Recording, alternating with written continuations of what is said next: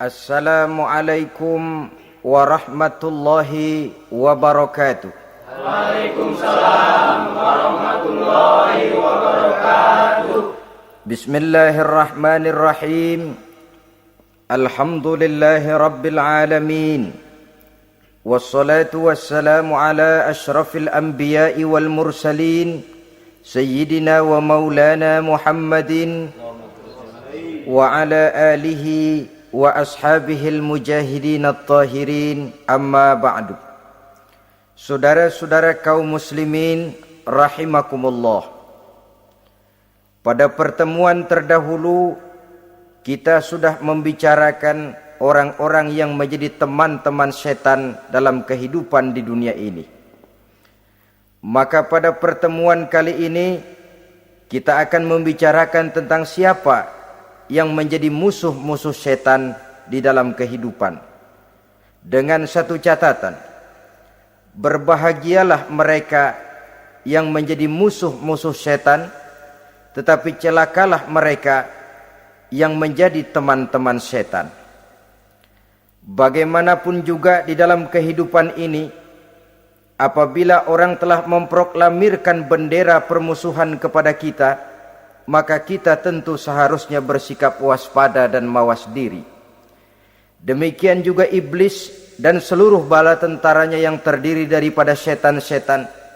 Mereka telah mengibarkan bendera permusuhan kepada Nabi Adam dan anak cucunya, kepada kita umat Rasulullah sallallahu alaihi wasallam.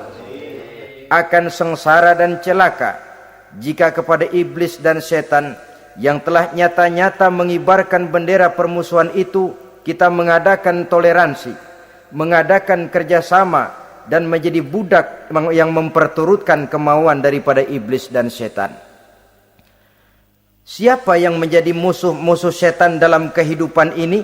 Inilah pertanyaan berikutnya yang diajukan oleh baginda Rasul kepada iblis. Hai iblis, kalau teman-temanmu adalah seperti yang telah engkau jelaskan tadi, sekarang cobalah beritahu saya, siapa di antara umatku yang menjadi musuhmu dalam kehidupan ini? Atas pertanyaan ini iblis laknatullah menjawab, ya Rasul, musuh-musuhku di antara umatmu, pertama anta ya Muhammad. Musuhku yang pertama adalah engkau, wahai Muhammad. Kenapa iblis mencatat Nabi Muhammad sebagai tokoh nomor satu dalam deretan musuh-musuhnya? Mudah difahami. Pertama, keberadaan Rasul merupakan rahmah lil alamin, rahmah bagi lingkungan. Yang kedua, beliau berfungsi menyelamatkan manusia dari tempat yang gelap gulita, dari tempat kesesatan menuju tempat yang terang benderang penuh berisi petunjuk dan hidayah dari Allah Subhanahu wa taala. Maka menurut iblis, inilah manusia perintang pertama atas segala daya dan usahanya menggelincirkan manusia ke jalan yang dimurkai oleh Allah Subhanahu wa taala. Kalau kita baca sejarah, risalah yang dibawa oleh Nabi Muhammad ini memang merupakan risalah yang membawa rahmah bagi alam sekitarnya. Ada sedikit perbedaan dengan risalah-risalah sebelum beliau. Sepertinya risalah yang dibawa oleh para rasul terdahulu itu mempunyai efek yang langsung pada kehidupan di dunia ini. Nabi Nuh misalnya menyampaikan agama. Hai umatku, ini agama. Umat menentang, turun banjir yang menenggelamkan orang-orang kafir. Azab diturunkan pada waktu itu juga, pada saat nabinya masih hidup. Jadi azabnya itu jenis cash, kontan. Nabi Soleh, hai umatku, ini agama. Mereka menolak, turun gempa bumi yang amat hebat menggulung orang-orang kufur. Nabi Musa, hai umatku, ini agama. Mereka menolak, sebagian ditenggelamkan di Lautan Merah, sementara sebagian lain dikutuk menjadi monyet-monyet yang hina seperti diceritakan dalam Al-Qur'anul Karim. Lain dengan Rasulullah sallallahu alaihi wasallam. Bagaimanapun kurang ajarnya umat yang dihadapi oleh beliau, bagaimanapun menentangnya jamaah yang dihadapi oleh beliau, azab tidak turun sepanjang beliau masih hidup. Ini merupakan jaminan dari Allah, wa ma kana Allahu liyu'azzibahum wa anta fihim. Allah sama sekali tidak akan menurunkan azab selama engkau wahai Muhammad masih hidup di tengah-tengah umatmu. Jadi keberadaan Nabi Muhammad merupakan jaminan keselamatan bagi umatnya. Selama beliau masih hidup, azab tidak turun bagaimanapun kurang ajarnya umat. Di sini sedikit bedanya dengan nabi-nabi terdahulu. Juga perbedaan dalam pola dakwah. Nabi Nuh ketika dakwahnya ditolak oleh umat, keluar doanya meminta umatnya ditenggelamkan. Tetapi Nabi kita ketika dilontari batu oleh umat, malah beliau mendoakan umatnya agar memperoleh hidayah. Oleh sikap yang semacam ini, wajar lalu iblis menganggap Nabi Muhammad sebagai musuh ranking pertama. Yang kedua, siapa musuhmu di antara umatku? Yang kedua kata iblis, musuhku Muhammad imamun adil, pemimpin yang adil. Itu yang akan menjadi musuhku di dunia ini. Putus asa iblis menghadapi pemimpin yang adil. Tipu dayanya tidak terkena. Segala tingkah polanya tidak diperturutkan. Imam yang adil, pemimpin yang adil merupakan musuh daripada iblis laknatullah alaih. Apa sebabnya? Karena pemimpin yang adil mempunyai dampak dalam kehidupan di dunia ini. Melindungi orang banyak, menenteramkan orang banyak. Makin aman, tentram, tenang situasi dan kondisi, makin mudah orang melaksanakan ibadah. Makin tekun orang melaksanakan ibadah, makin dekat dia dengan Allah. Makin dekat manusia dengan Allah, makin jauh dia dari iblis. Sebab dua hal ini selalu kontradiktif. Jika kita jauh dari Allah, tentu dekat dengan iblis. Jika kita jauh dari iblis, harus dekat tentu dengan Allah, dan begitu selanjutnya. Dalam kaitannya dengan kehidupan kita sekarang, saudara-saudara, disinilah perlunya mempersiapkan manusia.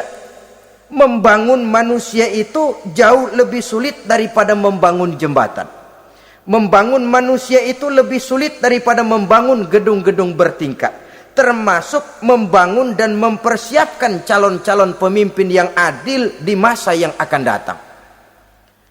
Membangun jembatan penting, tapi lebih penting daripada membangun jembatan adalah membangun manusia yang bikin jembatan. Sebab kalau manusia yang bikin jembatan tidak dibangun lebih dahulu, saya khawatir jembatannya nanti habis dimakan oleh yang bangun jembatan. Mengaspal jalan raya penting. Lebih penting dari mengaspal jalan raya, membangun manusia yang mengaspal jalan itu. Sebab kalau manusia yang mengaspal jalan bermental rusak dan bejat, saya khawatir jalan belum selesai, aspalnya habis dimakan oleh yang ngaspal. Inilah pentingnya membangun manusia pembangunan. Semua tugas-tugas besar, semua pekerjaan-pekerjaan yang baik harus berangkat dari niat yang baik, berangkat dari hati yang bersih. Siapapun adanya kita, apapun profesi kita. Yang jadi kiai, marilah berangkat dari niat yang bersih. Yang jadi mubalik, marilah berangkat dari niat yang bersih. Niatnya itu mau menghidupkan Islam atau mau cari hidup jual Islam. Kalau mau menghidupkan Islam, mari sama-sama kita berjuang. Tapi kalau mau cari hidup untuk dengan menjual Islam, minggir saja daripada nanti bikin malu. Yang mengurus masjid, mari berangkat dari niat yang bersih. ngurus masjid itu niatnya mau menghidupkan masjid atau mau cari hidup di dalam masjid. Kalau mau menghidupkan masjid, mari. Tapi kalau mau mencari hidup di dalam masjid, tolong minggir saja daripada nanti bikin aib. Yang jadi orang alim, mari berangkat dari niat yang bersih. Jangan memperjualbelikan fatwa, yang halal dikatakan haram, yang haram jadi samar-samar, nanti membingungkan umat. Berangkat dari niat yang bersih, membangun manusia, pembangunan. Ini barangkali istilah yang lebih kena. Saudara-saudara kaum muslimin rahimakumullah, setiap kita pada hakikatnya punya bakat. Secara fitrah yang kita bawa, bakat apapun kita ini punya. Saudara punya bakat jadi pemimpin, saudara pun punya bakat jadi pengkhianat. Saudara punya bakat jadi orang soleh, saudara juga punya bakat jadi orang salah. Saudara punya bakat jadi orang besar, saudara pun punya bakat jadi orang hina. Seluruh bakat ada di dalam diri kita. Tinggal nanti pertumbuhannya mana yang lebih subur. Saudara punya sifat berani, saudara pun punya sifat takut. Seberani-beraninya orang mesti ada sifat takutnya. Nanti mana yang tumbuh lebih subur? Kalau takutnya tumbuh lebih subur, dia akan jadi orang penakut. Kalau beraninya yang tumbuh lebih subur, dipupuk oleh lingkungan, pendidikan dan sebagainya, dia akan tumbuh jadi orang pemberani. Oleh karena itu, agama merupakan lingkungan yang subur untuk menumbuhkan benih-benih yang baik yang kita bawa bersamaan dengan lahirnya kita ke alam dunia ini. Setiap kita, saya, saudara, punya bakat jadi pemimpin, punya bakat jadi pengkhianat, punya bakat jadi pengabdi, punya bakat jadi koruptor, punya bakat jadi pemelihara, punya bakat jadi perusak. Tinggal nanti lingkungan, pendidikan yang menumbuhkan mana yang tumbuh lebih subur. Kalau lingkungan saudara lingkungan maling, maka sifat pengkhianat akan tumbuh lebih subur. Kalau nanti saudara jadi pemimpin, insya Allah korupsi. Lingkungan yang menumbuhkan sifat mengabdi, sifat berbuat tanpa pamrih, dikalahkan oleh sifat pengkhianat dan korupsi itu yang dibentuk oleh lingkungan, pendidikan, pengalaman dan sebagainya. Oleh karena itu, secara dini agama menanamkan, menyuburkan fitrah-fitrah yang baik yang kita bawa bersamaan dengan hadirnya kita dalam kehidupan ini. Sebab itu seorang penyair bernama Syauqi mengatakan dalam sebaik syairnya, waladatka ummuka ya ibna adam bakian wan nasu haulaka yadhakuna surura. Hai manusia, pada saat kamu dilahirkan kamu menangis dan orang lain di sekelilingmu ketawa. Kakek senyum dapat cucu baru, paman gembira dapat keponakan baru, sementara kita yang lahir menangis. Betul apa benar? Apa ada saudara yang begitu dilahirkan terus nyengir? Saya kira kabur dukunnya itu. Setiap kamu hai manusia lahir dalam keadaan menangis, orang sekelilingmu tertawa. Karena itu katakan kepada mereka yang senyum di sekelilingmu, hai manusia, pada saat saya dilahirkan saya menangis dan kamu semua tertawa. Baik manusia. Tapi nanti pada satu saat harus terjadi kebalikannya. Kalau dikala saya lahir saya menangis dan kau semua senyum, nantilah manusia. Kalau satu saat saya meninggalkan alam dunia ini, saya akan berangkat dengan senyum. Dan kalian semua akan berurai air mata. Kalau perlu dari Sabang sampai Merauke kibar bendera setengah tiang. Kalau perlu. Jangan terbalik, kita mati melotot orang malah gembira. Karena hidup selalu membawa sifat-sifat yang merusak. Inilah orang kedua yang menjadi musuhnya iblis dan beruntung menjadi musuh iblis. Siapa? Imamun adil, pemimpin yang adil. Saudara-saudara kaum muslimin rahimakumullah. Yang ketiga musuh iblis, ghaniyun mutawadhi, orang kaya yang rendah hati, orang kaya yang tidak sombong. Kaya apa saja, baik kaya oleh karena ilmu, orang yang kaya karena ilmu disebut orang alim. Baik kaya karena materi, orang kaya karena materi dinamakan hartawan. Baik kaya karena kedudukan, orang yang kaya karena kedudukan dinamakan pejabat. Orang kaya yang rendah hati itu musuh iblis. Beruntung dia menjadi musuh iblis. Iblis tidak senang ada orang kaya tidak sombong. Tapi iblis paling senang kalau ada orang kaya sombong.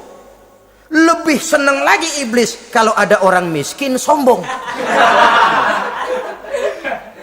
Masya Allah. Orang kaya sombong, walaupun iblis senang, orang masih bilang pantas saja dia sombong, kaya apaan aja punya. Udah miskin sombong, kira-kira yang disombongin apaan? Dalam segala bentuknya sombong ini Allah tidak senang, tapi iblis senang. Kenapa? Karena sponsor sombong iblis. Kan yang pertama kali sombong iblis toh. Ketika disuruh sujud kepada Nabi Adam, dia nggak mau. Ini kesombongan pertama yang terjadi dalam sejarah. Ketika ditanya, kenapa kau tidak mau sujud iblis? Ah, saya kan dibikin dari api, Adam dari tanah. I am the best. Saya lebih hebat daripada iblis, daripada Adam. Adam baru kemarin dibikin, saya sudah lama. Kata Allah, kamu sombong iblis, ini surga bukan tempat orang sombong. Keluar! Terusir dia dari surga. Jadi kesombongan pertama adalah kesombongan yang dilakukan oleh iblis, dan dia tanamkan itu kepada kita supaya jadi orang sombong. Karena itu sombong ilmu Allah nggak senang, tapi iblis senang. Mentang-mentang ada ilmunya. Nih, satu-satunya ustadz di sini ya. Semua mesti ngaji sama gue. Kalau nggak ngaji sama gue, Islamnya kurang tapi bener. Sombong karena ilmu. Sombong karena pangkat. Mentang-mentang pakai bintang di pundak, jalan pundak duluan. Yang wajar saja hidup ini. Sombong harta pun begitu. Kaum muslimin rahimakumullah. Orang kaya yang rendah hati dimusuhi oleh iblis, tapi dicintai Allah, dicintai Rasul, dicintai malaikat. Caranya bagaimana? Kembali kepada satu kesadaran bahwa pada saat terlahir ke alam dunia ini tidak ada yang pernah kita bawa. Kalau sekarang kita punya rumah, punya kebun, punya kendaraan, punya pabrik, punya segala macam benda, apa itu? Titipan. Pada suatu saat akan diambil kembali oleh yang menitipnya. Kalau titipan itu pandai kita jaga, pandai kita syukuri, titipan akan makin banyak. Sama juga kita dalam kehidupan. Kalau orang bisa kita percaya, saya mau pergi ke luar negeri, rumah saya titip kepada tetangga. Saya pulang dari luar negeri, isi rumah tetap, tidak berkurang. Malah dibersihi, malah disapu, dihilangkan kotorannya. Tentu bukan main syukur saya, girang saya. Akan bertambah kepercayaan saya untuk menitipkan apa saja. Ini makna la in syakartum la azidannakum wa la in kafartum inna azabi lasyadid.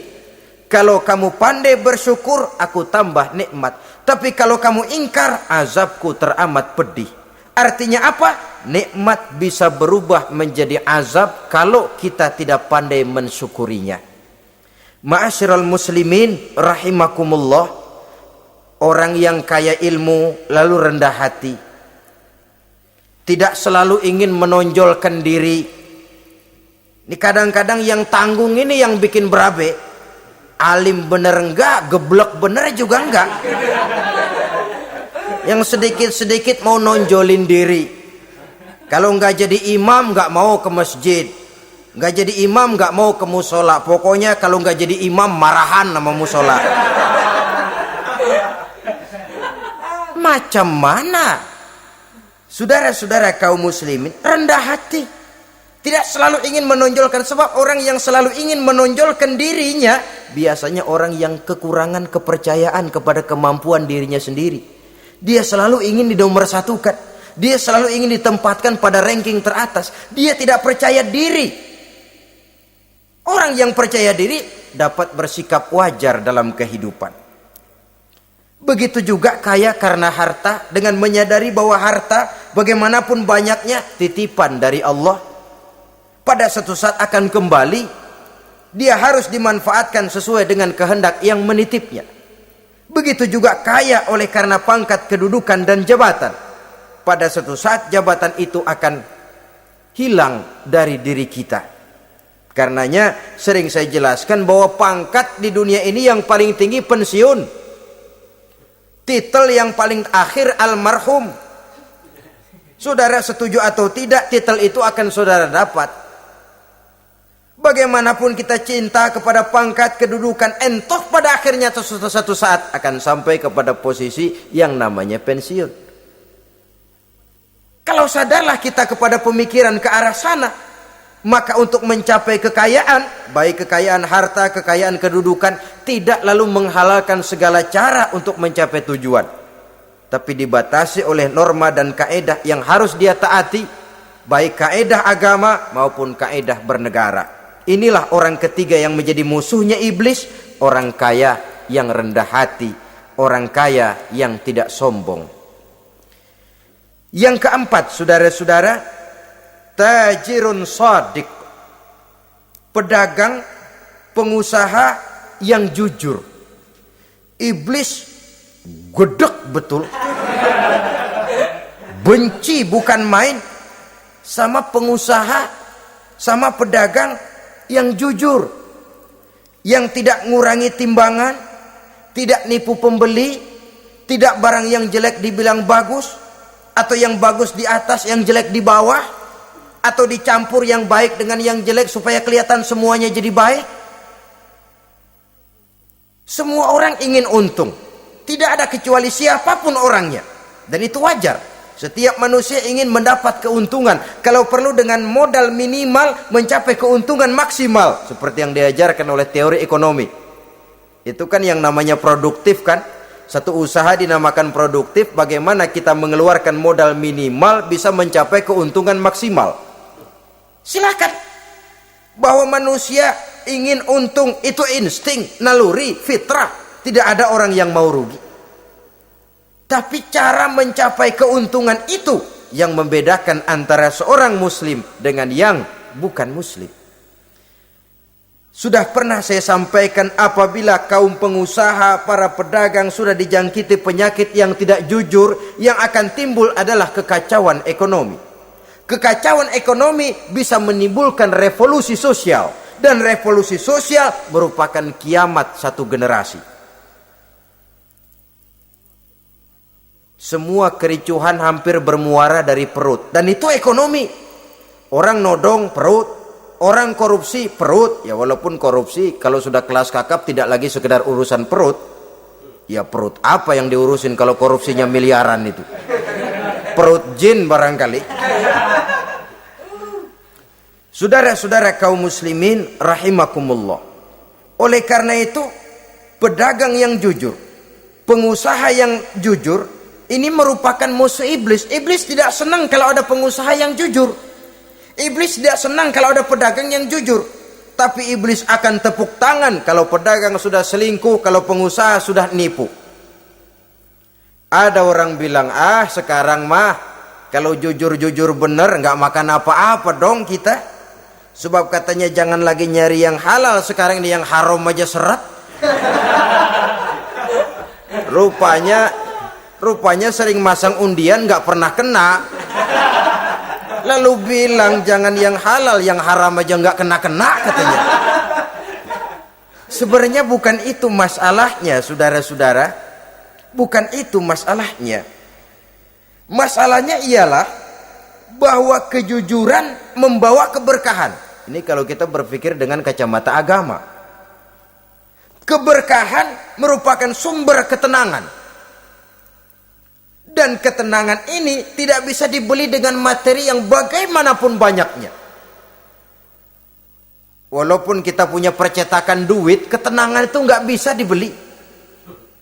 Jangankan cuma punya duit banyak, percetakan duit saudara punya, mau membeli ketenangan yang berasal dari keberkahan, sulit. Jadi kejujuran membawa keberkahan, keberkahan membawa ketenangan. Jangan macam dulu tukang sol sepatu. Ditanya oleh temannya, "Bang, ngesol satu hari dapat berapa?" 200 rupiah. Sembayang enggak? Enggak. Islam? Islam, kalau Islam mah. Kata temannya, "Sembayang dah, kali aja besok dapat rezeki lebih banyak." Yang benar, iya. Sebab kalau orang sholat itu Allah dekat, nanti rezekinya ditambah. Beneran? Bener. Subuh sembayang dia. Habis sembayang sarapan, berangkat ke tempat dia ngesol, mangkal. Dari pagi sampai jam 11 belum ada juga yang ngesol. Mulai bimbang hatinya. Katanya kalau sembayang rezeki tambah. Tadi sembayang subuh sampai gini hari belum ada yang ngesol. Cobaan kali, sabar. Datang sholat zohor. Habis zohor nunggu lagi, belum juga ada yang datang ngesol. Udah mau pulang hampir maghrib, baru datang satu orang, dan ini sendal jepit putus.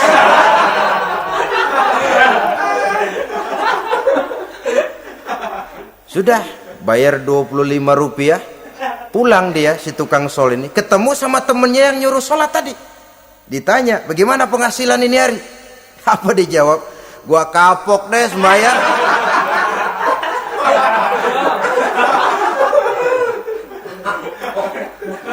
Kemarin nggak sembahyang dapat 200, sekarang begitu sembahyang jigo.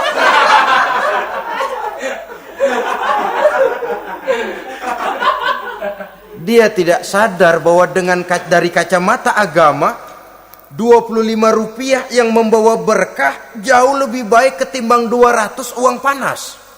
Dari kacamata agama, 25 rupiah yang membawa berkah lebih baik daripada 200 rupiah tapi panas. Sebab panas menjauhkan kita dari ketenangan. Itulah sebabnya, maka pedagang yang jujur, pengusaha yang jujur menjadi musuh setan dan beruntung. Sekarang jadi pengusaha jujur-jujur nggak dapat proyek, Pak. Kalau nggak bisa semir semur. Padahal agama sudah menjelaskan ar-rashi wal murtashi finnar. Orang yang nyogok dan orang yang disogok dua-duanya neraka. Kenapa? Join termasuk ta'awanu 'alal ismi wal udwan. Bertolong-tolongan dalam berbuat dosa dan kesalahan. Kalau hadiah, lain hadiah. Kalau sedekah, lain sedekah. Tapi yang namanya semir, suap, ar-rashi wal murtashi finnar.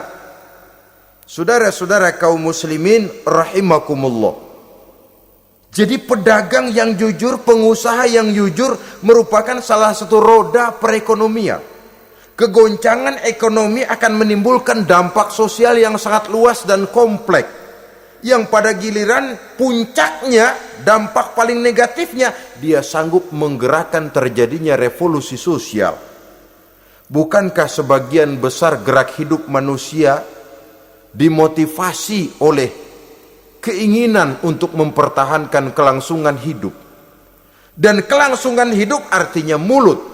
Mulut itu artinya perut, dan itu artinya makan. Setelah itu mungkin baru pangan, baru sandang, baru dia berpikir pakaian dan sebagainya.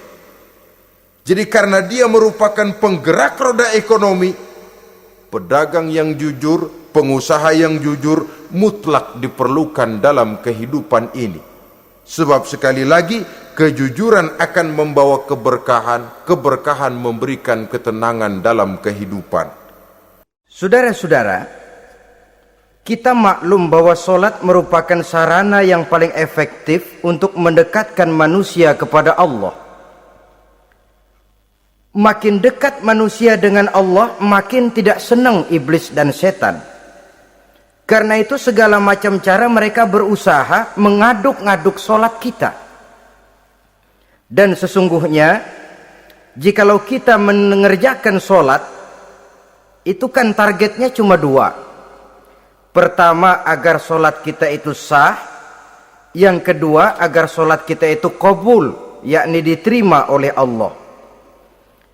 Kalau soal sah dan tidak, ukurannya gampang. Saya kalau ditanya orang, Pak, sholat saya sah atau tidak? Saya bisa jawab. Saudara, sholatnya syarat rukunnya cukup apa tidak? Cukup, sah. Itu kalau perkara sah. Tapi kalau sudah perkara qabul, Pak, sholat saya diterima atau tidak oleh Allah? Ini saya tidak bisa jawab. Kenapa? Soal qabul mencakup masalah batin. Cuma ukuran logikanya, kalau syarat rukun cukup, insya Allah qabul. Saudara-saudara kaum muslimin rahimakumullah. Oleh karenanya pada saat kita sholat, iblis, setan datang dari segala macam penjuru supaya kita kehilangan rasa khusyuk. Apalagi kalau kita jadi imam yang gerak kita, bacaan kita dilihat, didengar, disaksikan oleh orang banyak. Digodanya gerakan kita, dibolak-baliknya hati kita, supaya di dalam sholat itu banyak yang kita ingat, hal-hal yang tidak ada hubungannya dengan sholat. Kadang-kadang belum sholat kita ribut nyari pulpen, nggak ketemu. Begitu takbir ingat pulpen di atas lemari, mulai goncang lagi niat kita sholat. Kadang-kadang kalau hati tidak bisa dipermainkan, iblis berbisik lagi. Gerakan kita dalam sholat tidak mencerminkan kekhusyuan. Kalau gerak juga ternyata masih bisa khusyuk, bacaan kita dibuatnya kita seperti dikejar-kejar waktu. Sholat isya misalnya dengan cara kilat khusus, super singkat. Saya katakan tadi, apalagi kalau kita jadi imam, iblis mudah mendatangkan penyakit riya. Karena mengimami orang banyak, lalu supaya dikira alim, dibuatlah sholatnya itu mantep-mantep. Surahnya dicari yang panjang-panjang, paling pendek sabihis sama wadduha. Tapi kalau sudah sholat sendirian, cukup inna a'toinakal kautsar sama kul huwallahu ahad. Kayaknya khusyuk bukan main. Kalau imam, bahasanya dipaseh-pasehin kayak orang 16 tahun di Mekah. Usolli fardhol maghribi salasa rakaatin. Saudara-saudara kaum muslimin yang berbahagia, oleh karena salat merupakan sarana yang paling efektif untuk mendekatkan diri dengan Allah, maka orang yang khusyuk di dalam sholatnya merupakan musuh utama daripada iblis. Sekarang bagaimana bisa khusyuk caranya? Kalau khusyuk 100%, rasa-rasanya sulit. Untuk sampai ke arah sana orang memerlukan tahapan. Kepada Imam Ali karramallahu wajhah, baginda Nabi pernah memberikan satu tes. Ali, saya ya Rasul, kalau kau bisa sholat 2 rakaat saja dengan khusyuk, aku kasih hadiah sorban. Baik ya Rasul. Sembahyang Imam Ali 2 rakaat, selesai sholat, assalamualaikum wassalamualaikum. Rasul bertanya, yang mana sorbannya Li? Tanpa nengok, Imam Ali menjawab, yang hijau ya Rasul. Setelah menjawab yang hijau, Rasul berkata, kamu tidak khusyuk Li. Kenapa? Soalnya tadi waktu sembahyang mikirin, nanti kalau ditawarin sorban pilih yang hijau aja Sehingga begitu ditanya, refleks menjawab, yang mana Li? Yang hijau saja ya Rasul. Oleh karena itu, menurut Al-Imam Nawawi, pada tingkatan yang paling sederhana, sudah sampai ke tingkat khusyuk, asal pada waktu takbiratul ihram ingat kepada Allah.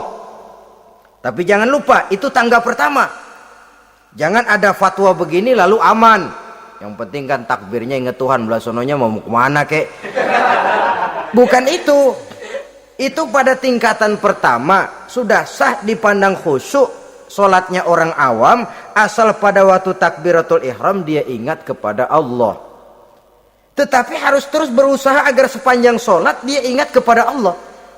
Caranya bagaimana? Pertama, menanamkan diri bahwa pada saat kita sedang mengerjakan solat, yang lain tidak ada kecuali Allah. Yang kedua, berusaha memahami apa yang kita baca. Sehingga pada saat kita sujud, subhana rabbiyal a'la wa bihamdi, terbayang kemahasucian Allah, kemahatinggian Allah. Sehingga hati tidak mengembara, mulut berucap, hati mengikuti apa yang diucapkan. Yang kadang-kadang membuat hati kita jalan-jalan, badan di masjid, badan takbir, badan ruku, tapi hati di pasar, hati di kantor, hati di pabrik. Karena yang kita ucapkan tidak berakar di hati. Yang kita baca kita nggak tahu artinya. Sangat boleh jadi hati lalu mengembara kemana-mana. Jadi untuk menopang kekhusyuan ini, cara yang paling efektif, pertama, tidak ada yang lain pada waktu kita sholat kecuali Allah. Yang kedua, berusaha memahami apa yang kita baca. Dikala kita sujud dikala kita duduk di antara dua sujud, Rabbighfirli, ya Allah ampuni dosa saya, warhamni, kasihani saya, dan selanjutnya. Mulut membaca, hati mengikuti.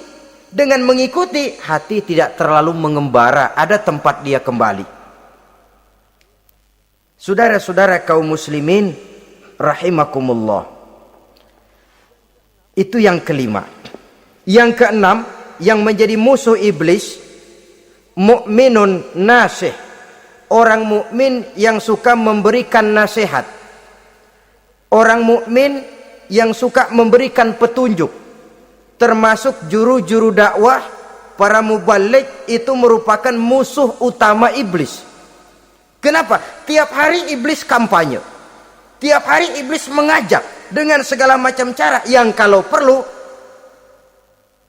dia berikan kamuflase. Dia berikan fata morgana. Kalau perlu yang haram dia bungkus dengan merek halal. Kalau perlu kejahatan dia bungkus dengan baju kebajikan. Istilahnya racun diberi merek madu. Dan itu wajar. Cuma kita tentu harus punya filter, daya saring positif agar tidak salah pilih. Karena iblis ini pintar betul. Kalau kita khusyuk dalam sholat, dia tanamkan kepada kita misalnya seperti tadi itu. Sholatmu memang hebat, khusyuk. Di kampung ini tidak ada orang yang sholatnya seperti kamu. Tertanam itu dalam hati kita, timbul ujub. Akhirnya, iya, gue lihat-lihat di kampung sini kagak ada yang sembayangnya kayak gua. Nah, sudah masuk iblis. Jadi dia pandai mengikuti gerak hati dan irama denyut jantung manusia ini. Kemana kecenderungan manusia, ke situ dia masuk. Pendeknya iblis itu ibarat tukang joget, dia ngerti bener irama kendang. Saudara-saudara kaum muslimin rahimakumullah. Termasuk juru-juru dakwah, para mubaligh, orang yang suka memberikan nasihat ini. Mereka memberikan filter kepada umat, kepada jamaah, jangan sampai salah pilih. Dan iblis menyesatkan kita supaya kita salah pilih. Satu contoh ringan. Kalau di depan saudara ada dua buah gelas, yang segelas isinya jamu, yang segelas sirup. Kira-kira saudara minum yang mana? Jamu. Jamu apa sirup? Jamu. Sirup apa jamu? Jamu. Orang yang pikirannya panjang, dia pasti minum jamu. Pahit memang, getir memang, tapi besok badan sehat, tenaga kuat, gairah kerja ada, kreativitas timbul, semangat menghadapi kehidupan tumbuh. Orang mukmin, orang yang berpandangan jauh ke depan. Pandangannya panjang. Panjang kemana? Tidak cuma ke dunia, sampai juga dia memandang ke alam barzah, ke akhirat. Sholat itu jamu, pahit. Ngaji, hadir di majelis taklim, itu jamu, pahit. Sodakoh, jamu, pahit. Mengeluarkan uang untuk kepentingan orang lain. Enak aja minta sumbangan, datang-datang yang nyari peres keringat banding tulang gue, lu datang-datang mau minta. Yang enak ngumpulin harta, lalu bakhil bin pelit alias medit. Itu jamu. Saudara hadirin yang saya muliakan, sodakoh jamu pahit, puasa jamu pahit, jihad jamu pahit. Tapi nanti begitu kita meninggalkan dunia, masuk ke alam barzah, apalagi pindah ke akhirat, baru terasa, aduh nikmatnya dulu kemarin itu minum jamu, sekarang badan sehat, tenaga kuat, kerja semangat. Nikmatnya dulu saya waktu di dunia sholat, rajin ngaji, suka sodako, suka menolong orang. Sekarang terasa manfaatnya. Begitu saya berada di alam barzah, apalagi sudah dibangkitkan di padang mahsyar di akhirat nanti, terasa seluruh kebajikan yang saya kerjakan. Nah, orang yang berpikir jangka pendek, cuma ngelihat yang ada di depan hidungnya saja. Ngapain minum jamu getir, sirup nih, manis. Dia minum, dia ambil sirup, minum, manis memang pada waktu minum, tapi besok bibir jontor. Meninggalkan perintah Allah, sirup itu manis. Tidak sholat, manis. Tidak bayar zakat, sirup, manis. Tidak mau puasa, sirup, manis. Manis sekarang. Tapi nanti besok begitu masuk ke alam barzah, begitu dibangkitkan di padang mahsyar di akhirat nanti, merintih kita menahan penyesalan yang sudah tidak ada artinya lagi. Sampai-sampai penduduk mahsyar itu ada yang berkata, diceritakan dalam Quran, ya laitani kuntu turaba. Wahai celaka, kenapa kita nggak jadi tanah saja? Menyesali kejadiannya. Andai kata mereka bisa kembali ke hidup di dunia lagi, mereka akan minta kejadian yang kedua untuk berbuat baik. Tapi tentu sudah penyesalan yang tidak ada gunanya lagi. Maka saudara-saudara, emang cuman jalan duluan kecebur di sumur yang nyesel duluan. Ada orang jalan, yang paling depan kecebur di sumur, itu tuh gue nyesel duluan katanya. Nyesel duluan. Yang lain mesti nyeselnya belakangan. Saudara hadirin yang saya muliakan, nah, orang yang suka memberikan nasihat kepada orang lain dimusuhi iblis. Kenapa? Tentu nasihat yang membawa kebaikan. Iblis nggak senang betul itu. Kita nasihatin teman, udah berhenti dah, jangan pada mabuk lagi. Iblis gergetan bener. Ini orang dilarang lagi. Kita nasihati teman, udah jangan masang-masang lagi dah, nggak bakalan kena, dikebohongin. Nggak ada orang jadi kaya masang judi, bangkrut malah loh. Ini kan termasuk tipu daya iblis, judi dinamain sumbangan. Itu sama saja itu, madu, racun mereknya madu. Judi dinamain sumbangan. Kalau Kang Beca pada nyumbang. Kayak orang kaya lagunya.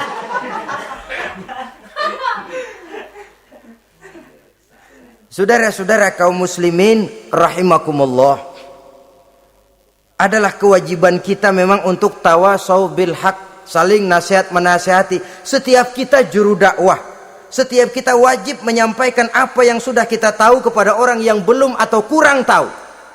Saudara yang bisa bismillah wajib mendakwahkan bismillah itu kepada orang yang belum tahu bismillah. Saudara bisa Fatihah harus menyampaikan itu kepada orang yang belum bisa Fatihah. Persetan dengan orang lain. Apalagi yang cuma kerjanya ngeritik saja, lu baru bisa Fatihah doang udah ngajar. Biar aja yang diajarin gak bisa Fatihah kok. Apa masalahnya pemerataan di bidang keilmuan? Sebab memang biasa penonton itu selalu lebih pandai menilai, kayaknya lebih pintar dari yang main. Sama saja orang nonton bola ngomel melulu, padahal dia sendiri belum tentu bisa main. Dengerin orang pidato pun begitu, monten bisa. Wah, kalau dia yang pidato 1 jam kayak semenit. Tapi kalau si Ano tuh kita udah pegel belum juga mau berhenti. Monten bisa, coba dia suruh pidato udah 1/4 jam masih ama ba'du. Apa mau dibilang ama ba'du?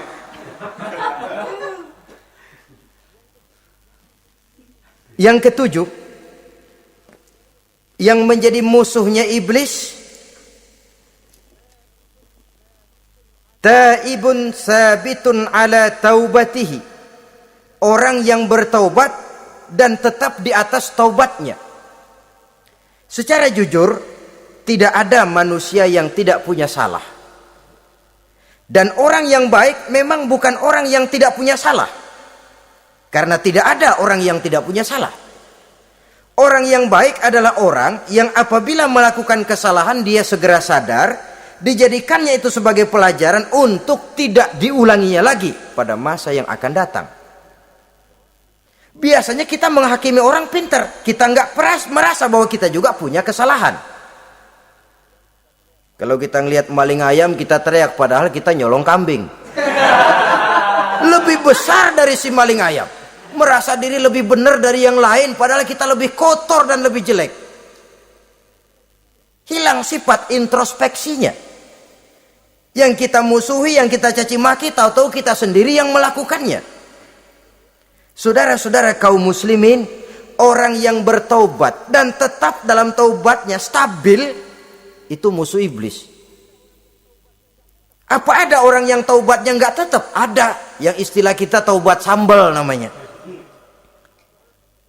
Kalau dia makan sambal kepedesan, taubat makan sambal. Besok mau makan kagak ada sambal, ngomel. Mana sambal? Kemarin udah taubat, sekarang mana sambal? Ini taubat yang namanya taubat sambal. Istighfar, habis istighfar nyolong lagi, istighfar lagi, besok nyolong lagi, istighfar lagi. Itu taubat yang tidak tetap namanya. Allah Maha Pengasih dan Penyayang dengan segala kebesarannya. Ia akan memaafkan segala perbuatan yang bersifat salah dari hamba-hambanya. Cuma manusia kadang-kadang yang tidak mau memaafkan dirinya sendiri. Amat dungu manusia macam ini, membiarkan dirinya hanyut berlarut dalam lembah dosa, sementara dia diberikan umur tidak digunakannya untuk bertaubat. Innallaha yaqbalu taubatal abdi ma lam yugharghir. Allah senantiasa akan menerima taubat seorang hamba sepanjang nafasnya belum sampai di tenggorokan. Kalau nafas sudah sampai di tenggorokan baru berniat taubat, kasib terlambat. Kayak Fir'aun. Fir'aun itu begitu ditenggelamkan di lautan merah, udah cengap-cengap mau mampus, baru ngomong dalam sekaratnya, amantu bi Rabbi Musa wa Harun. Kalau begini mah saya juga percaya sama Tuhannya Musa. Udah sekarat baru mau taubat, malaikat maut gemes banget, dilelepin mati.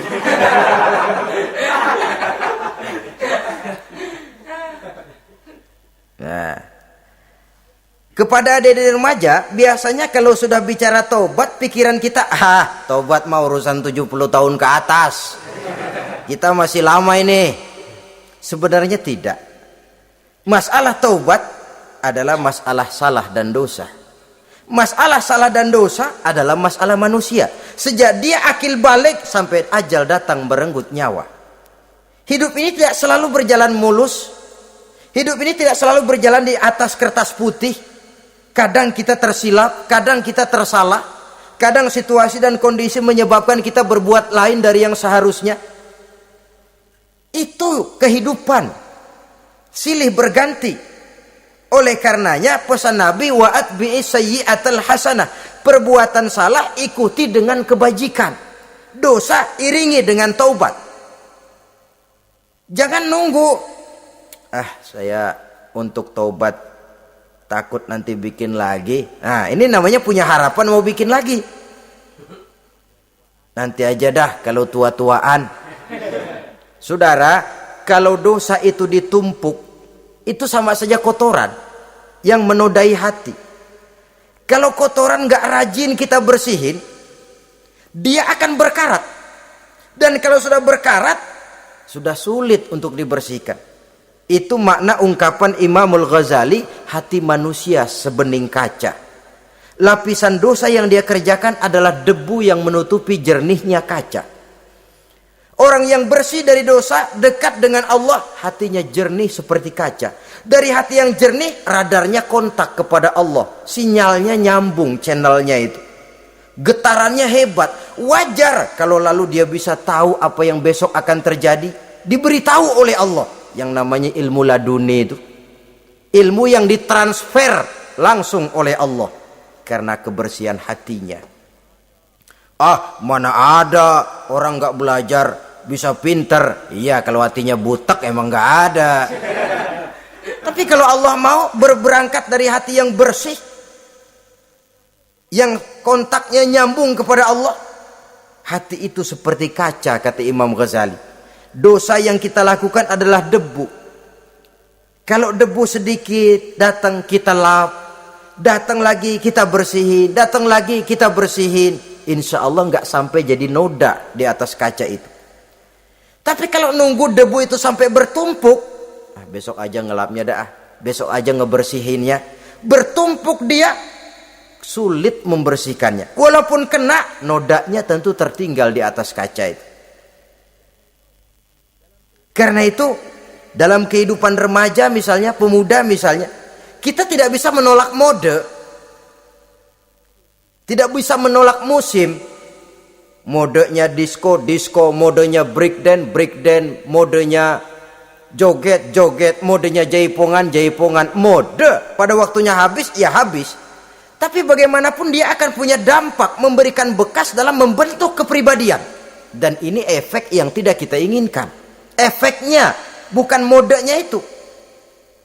Jadi oleh karenanya saudara-saudara, masalah taubat bukan masalah 70 tahun ke atas, tapi masalah manusia sejak dia akil balik sampai ajal datang merenggut nyawa. Sepanjang nafas belum sampai di kerongkongan, Allah akan menerima taubat seorang hamba. Bahkan dalam hadis qudsi Allah menyatakan, "Lau amiltumul khotoya hatta mala'atis sama thumma nadimtum fataballahu alaikum."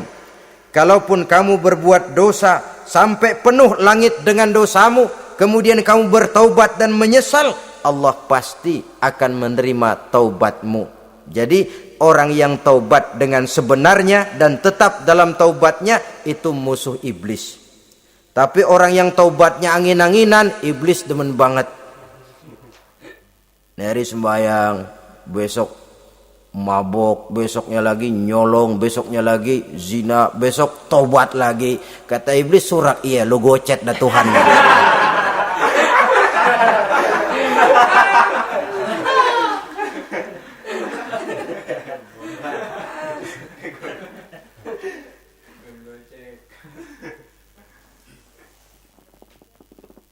Selanjutnya yang ke-8, musuh iblis, musuh setan, mukminun yudawi mu'alat taharah. Orang mukmin yang membiasakan diri selalu dalam keadaan bersuci. Baik dari hadas kecil, lebih-lebih dari hadas besar. Wudu utamanya memang untuk sholat. Tapi membiasakan wudu dalam kehidupan sangat baik sekali. Mau ke kantor, wudu dulu. Mau ke pasar, wudu dulu. Mau ngajar, wudu dulu. Apa sebabnya? Karena dalam keadaan suci, orang ada sikap memelihara kesuciannya. Kalau kita naik PPD pagi-pagi gelantungan, kalau punya wudu, hati-hati, kesenggol perempuan juga sayang sama wudu. Tapi kalau nggak punya wudu, jangan kesenggol, kita nyeruduk. Ada semacam sikap apik di dalam kehidupan ini. Karena itu biasakan wudu. Untuk menjaga kebersihan diri, kebersihan zahir, kebersihan batin, belum lagi kemanfaatan di akhirat. Sebab kata Nabi, inna ummati ya'tuna yaumal qiyamah ghurran muhajjalin min asaril wudu. Umatku di akhirat nanti akan datang menghadap Allah dengan muka berseri-seri, bersinar-sinar dari sebab sering wudu. Sehingga tidak usah mengaku pun Rasul akan memanggil karena muka yang sering tersentuh air wudu ini. Mu'minun yudawimu 'alat thaharah, orang mukmin yang selalu membiasakan diri berada dalam keadaan suci, berwudu. Kita lihat ajaran wudu ya. Dari sejak bacaan-bacaannya saja itu sudah membawa manfaat. Lalu dari segi bahwa kita manusia sering tersilap melakukan dosa-dosa kecil. Dosa-dosa kecil itu oleh air wudhu dia rontok. Tangan kita suka colak-colek pada saat membasuh dua tangan. Allahumma inni as'alukal yumna wal barakah wa a'udzubika minasyu'mi wal halakah. Dosa yang ada di tangan itu rontok. Mata kita suka pelotot-pelotot, nggak karu-karuan. Pada saat membasuh muka, nawaitu raf'al hadasil asghar, dosa yang ada di mata rontok. Dari segi pembersihan batin, belum lagi dari segi pembersihan zahir. Sehari semalam kalau 5 kali saja kita terkena air wudhu, itu sudah menjaga kesehatan dan kebersihan. Saudara-saudara kaum muslimin rahimakumullah. Yang ke-9, orang yang menjadi musuh iblis yaitu mutawarra'un anil haram, orang yang memelihara diri dari yang diharamkan oleh Allah. Terpelihara dirinya, terpelihara yang dimakannya, yang diminumnya dari jenis-jenis yang haram, baik sedikit maupun banyak. Jangan cuma teriak haram waktu sedikit, tapi giliran banyak halal. Sama saja orang dikasih tahu, itu ada cerita anak-anak, Pak Haji punya anak main judi, dikasih tahu, Pak, anak bapak main judi, astagfirullah katanya. Tapi menang Pak, alhamdulillah.